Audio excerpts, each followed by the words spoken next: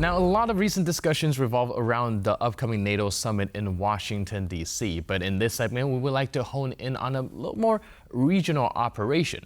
At the end of the day, war are not fought just with bureaucracy, but with soldiers on the front line. So with that, we invite Brigadier General Timothy Kemp, Deputy Chief of Staff for Operations Multinational Corps Northeast, to tell us a little bit more about this operation stationed right here in Poland. Hello, sir, and welcome to TVP World. Good morning, sir.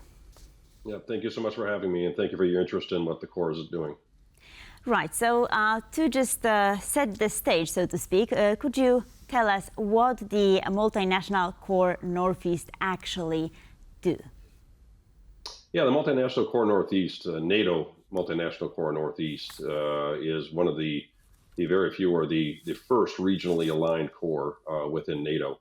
Our area of operations, or the area that we operate in, and focus on is the Baltic states, Estonia, Lithuania, and Latvia, and then of course Northeast Poland.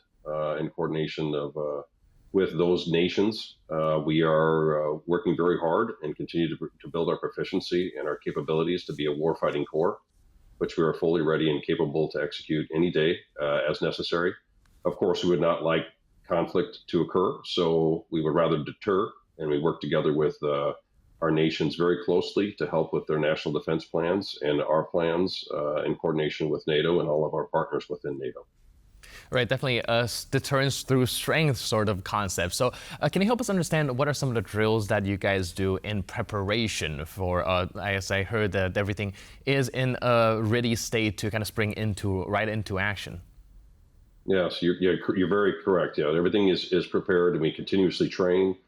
We train at the battle group or battalion level, brigade level. Our multinational divisions are very proficient and do multitude of exercises every year. And then the Corps itself, we executed Steadfast Jupiter, an exercise last year, integrated with our higher headquarters and command. Also conducted Loyal Leda earlier this year, Loyal Leda 24, where we worked together and fought with our higher command in coordination with other NATO corps, exercising our actual land tactical plans and our capabilities with our divisions in order to integrate and become interoperable at all levels and prepared to fight. And we're going to continue to do exercises later on this year. Avenger Triad 24, which will be a large exercise we'll conduct, very similar to Loyal Leda, a different group of corps, so we make sure that we continue to build our relationships with them, and then always planning for future exercises in future years. So speaking of interoperability, how did the joining of Sweden and Finland, joining of NATO, affect your work? Well, the historic membership now of Finland and Sweden, of course, makes NATO stronger. They are very proficient armies, very high-trained armies. They have skills and abilities, for example, in the Arctic, and are experts in that area, that they bring some of that expertise to the rest of NATO. And of course, their geographical positioning within Europe make them very critical partners as part of NATO and makes NATO stronger. Multinational Corps Northeast has had Swedish and Finnish officers as part of our army, or part of our Corps headquarters, so they've been members of our Corps in the past, and we look forward to having future partnership with them. We've worked very closely with them to integrate our tactical plans as we continue to develop them, refine them, and train them in exercises. So we look forward to seeing the Swedes and the Finns much more in the future. And they've already been a very strong partner and are coming to the table to discuss what they can do to contribute.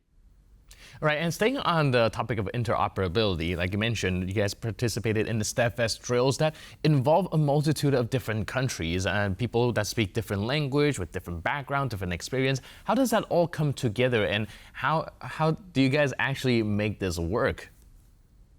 Yeah, so within NATO, of course, our predecessors have done an outstanding job of creating NATO Doctrine and interoperability when it comes to our tactics, our procedures, and our policies, and that at all levels, from platoon level up to corps and higher headquarters, has really facilitated our communication, our standards, and our way to fight together. Of course, words mean something, and a common understanding of that is important. And we found that as a foundation for us and our ability to be able to communicate and understand tactical plans, and then to fight alongside each other. So our exercises have shown that is highly capable and effective, But of course, the more we train together and the more we exercise together and the more we're able to learn from each other, both with our multinational staffs and then, of course, multinational units within our organization, that ability to operate together and understand each other just becomes more and more effective. So there has been a lot of talk about strengthening NATO's eastern flank. So how do you see this affecting and perhaps also strengthening the MNCNE? Yeah, it's, we are the one corps who actually has an assigned area of operation as a regionally aligned corps. We have assigned units within our region, multinational divisions that are ready and available all the time, that we work with every day and operationally support their training and what they have going on within their nations and moving throughout our area of operation. We also have battle groups that are now increasing our multinational battle groups that are increasing up to multinational brigades, and we're supporting that transition and their training, additional training facilities throughout the area. So the strengthening is occurring in our area of operations in Multinational Corps Northeast. Our job as the Corps staff is to ensure that all that is effectively integrated, trained, and prepared to fight, which based on our last few years of Griffin Lightning exercises, our Steadfast Defender exercise last year, where our multinational battle groups participated in, and what we're looking in the future months to train, they're extremely proficient, and we are strengthened, and we are ready. Of course, we need to continue to train and plan with our fellow nations to integrate their plans with ours as time goes on. As we adjust to what we see the threat is bringing to the table, we will adjust and we will always be ready. All right, speaking of that adjustment, like you mentioned, you guys have been training on a daily basis to be ready for whatever type of scenario, be it wartime or not. But I'm curious about the last 2 years and whether or not the invasion of Russia and Ukraine actually changed the way that you guys drill in any way, shape, or form. And what kind of different tactics or something that you have to adapt to in response to this incident? Yeah, if anything, of course, the resolute and commitment of NATO and in our area of operations with our nations in support of Multinational Corps Northeast has always been there. The last 2 years, of course, the actions that were taken and what's occurring now has just made the nations and all of us in NATO more resolute and more focused on our preparation, our resilience, and to ensure that we're ready to fight tonight and that we're prepared at a moment's notice to respond. So if anything, step one is just the biggest effect is our resolution and our commitment just continues. And when it comes to relation to what's going on in Ukraine, of course, warfare evolves and changes all the time. And as professionals at every level within a military organization, you need to continue to make sure that you're tracking and adjusting and preparing for those adjustments. That will continue. We will never stop preparing. We'll never stop adapting to ensure that we're prepared to defend the 40 million citizens within our area of operation, and we stand ready. Sir, since you're in charge of operations, I was wondering what are some of the key goals that the Multinational Corps Northeast might want to achieve in the near future? Well, when we're looking at our adaptation and we know our threat and we continue to analyze our threat, we'll always ensure that we will provide a credible deterrence to that threat.